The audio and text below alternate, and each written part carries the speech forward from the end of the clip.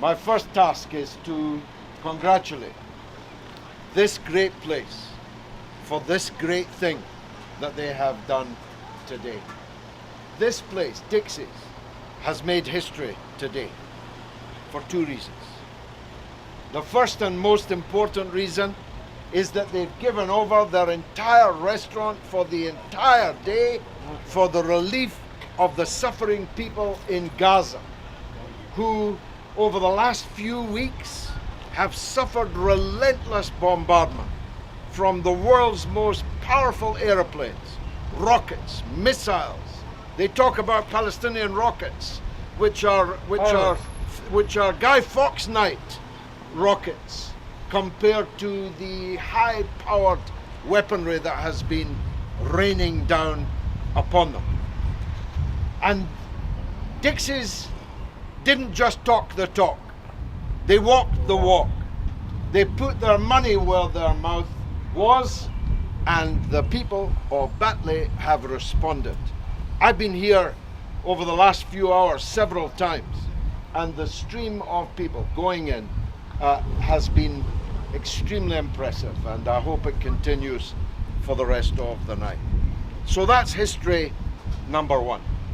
History number two is this. I am announcing from this step outside Dixie Express, I will be a candidate in the Batley and Spen by-election on the 1st of July. I will be standing to give the people the opportunity of change. The political class here has taken the voters that I see around me entirely for granted. They assume that you're a vote bank, that you'll vote for them whatever they do, or more often, whatever they do not do. They know the things that matter to you, but they don't care. For example, during Gaza, you were crying, they were supporting Israel in the bombardment. The leader of the Labour Party, against whom I'm standing here, doesn't matter who else is on the ballot paper, I'm standing against Keir Starmer. Why? Because Keir Starmer has made it clear, let's be fair, he's been honest. He said, I am a Zionist without equivocation.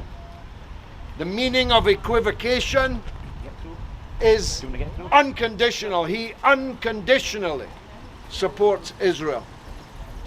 Well, I unconditionally support the Palestinians, and I have been doing so for 50 years. Not yesterday or last week, but for 50 years. I unconditionally, without equivocation, support the right of the Palestinian people to be free. And I think there are thousands of people in Batley and Spen who agree with me on that. The Labour Party knows that too, but they think you're going to vote for them anyway. They think you're going to vote for them even though they're supporting the killing of people whose fate means everything to you. I was at the Medina Mosque last Jummah and people were crying. Grown men were crying about what was happening to the people in Gaza. But they weren't crying in the Labour Party headquarters.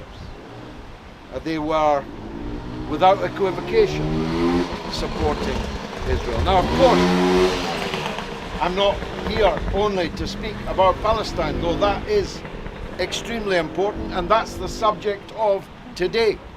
But over the next few days, I'll be rolling out my program to get things sorted here, to be a voice for the people here. Let me just give you one example. The bed industry is big here. You all know that. Some of you work in it.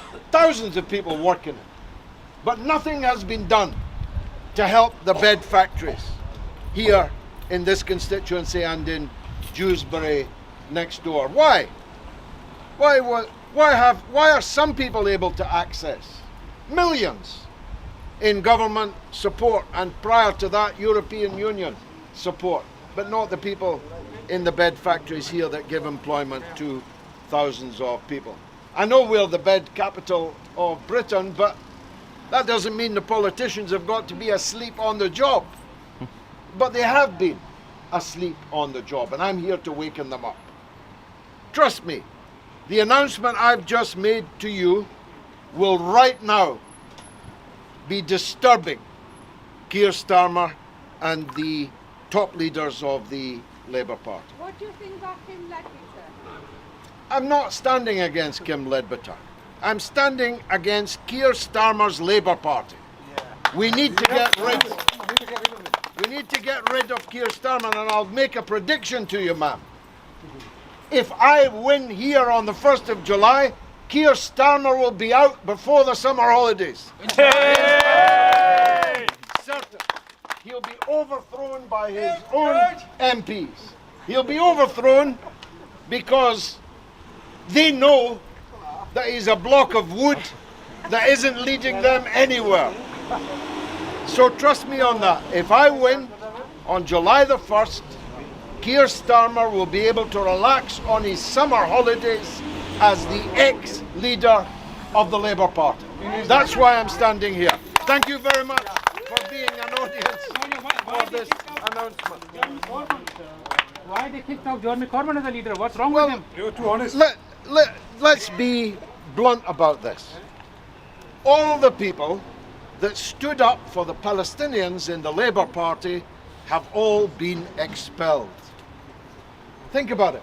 Starting with me. Yes. Starting with me for my opposition to the Iraq War. Then Ken Livingstone. Then Chris Williamson. And now Jeremy Corbyn himself.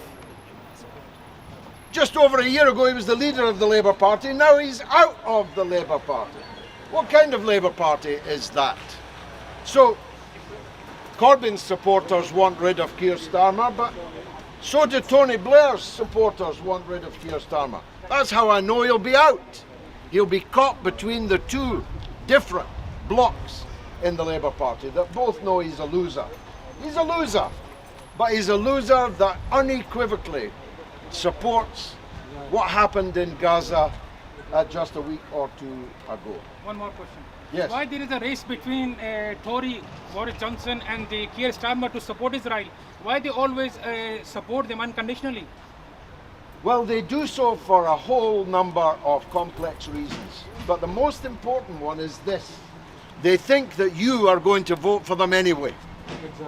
They think you're going to vote for them whatever they say or do in relation to Israel. That much is obvious. They think you've got nowhere else to go. And they do around here. They always vote Labour. Well, they now have somewhere else to go. Me.